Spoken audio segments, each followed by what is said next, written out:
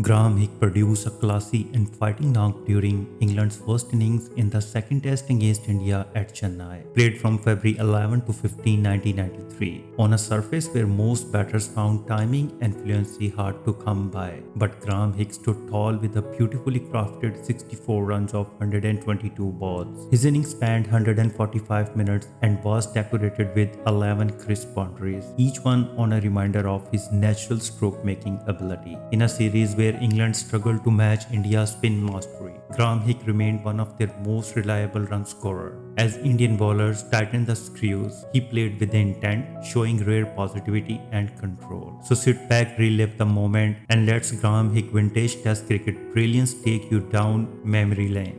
Had no doubts whatsoever. So success for Kumble. I'm not sure Ahmed is still be watching at this time of morning. And it's Graeme Hick, elevated in the batting order by England to number 3, ahead of Mike Gatting, to face his first ball of this Test match. Nicely away, that's nicely timed, finds the gap. That's going to run away for 4, so that's a confident start for Graeme Hick.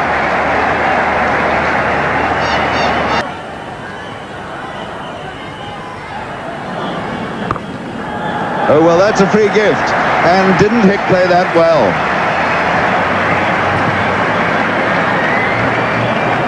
$70 for 1.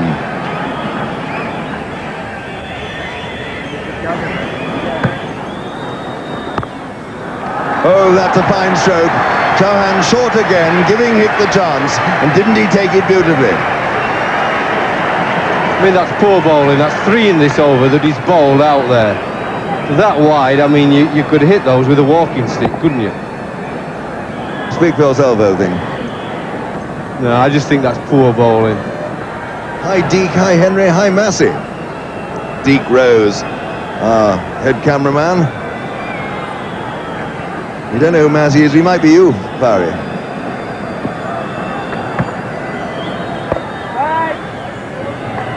Or it might, in fact, be another of our cameramen, Kevin Townsend, who's a little bit massive, and they may just have left the V and the E off it. There's Deke and Charles Colville.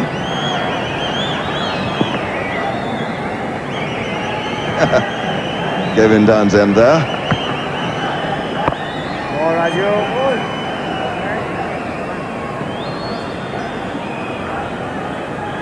But Geoffrey, it really has been an absorbing morning's cricket, this, hasn't it?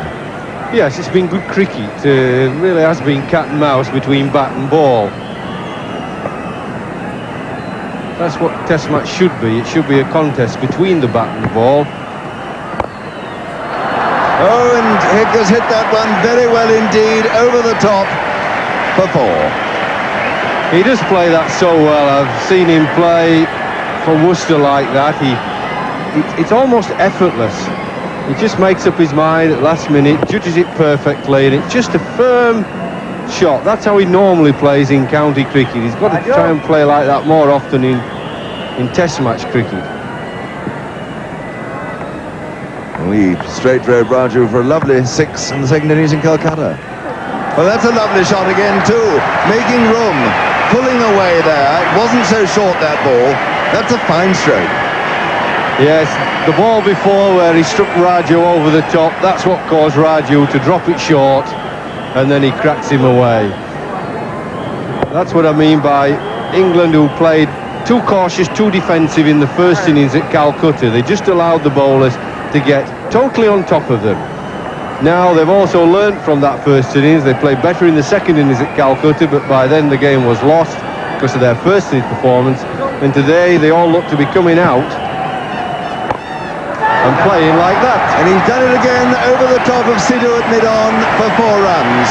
Raju giving it air, Hick taking the bait and succeeding. The third marvellous stroke in this over. Nice cricket this over from Graeme Hick, lovely cricket. This is how he plays. This is the man we've been waiting for, to play in Test match cricket like he does for Worcester. That was a lovely flowing arc of the bat, wasn't it? Well, he batted to deceive in the second innings of Calcutta. Let's hope he can really go on now to build his first huge score for England.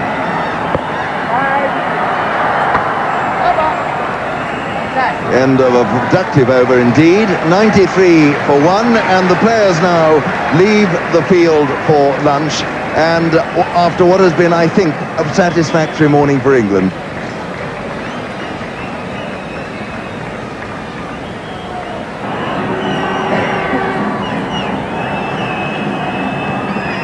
Still coughing away, Graeme Hick, just a sign of the malady that was with him before the game. Now, that was very similar to the ball which got through his defences in Calcutta and also undid Robin Smith earlier this morning. Yes, but it's a nice defensive shot, back very straight. Don't play too hard at it or too firm, the ball just drops down and bounces up again. That is a good shot, beautifully timed, finds the gap, 4 runs.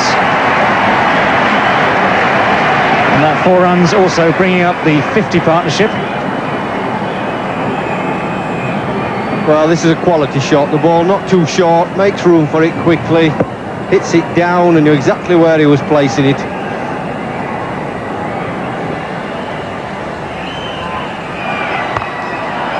Great shot. Beautifully played, and 4 more. End of the over, and 104 now for 1. And then the boundary for 4, that's 6 runs.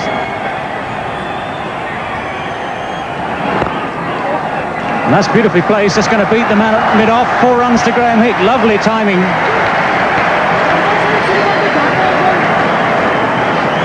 Well, I did mention a few minutes ago, that is his strong side, the offside. If you give Graeme Hick any sort of room, and it's his day, he will play beautifully. Delighted to see Alex score 50. He's had a lot of success opening the batting for England in New Zealand last year and against the Pakistanis. And I know that he feels comfortable batting there.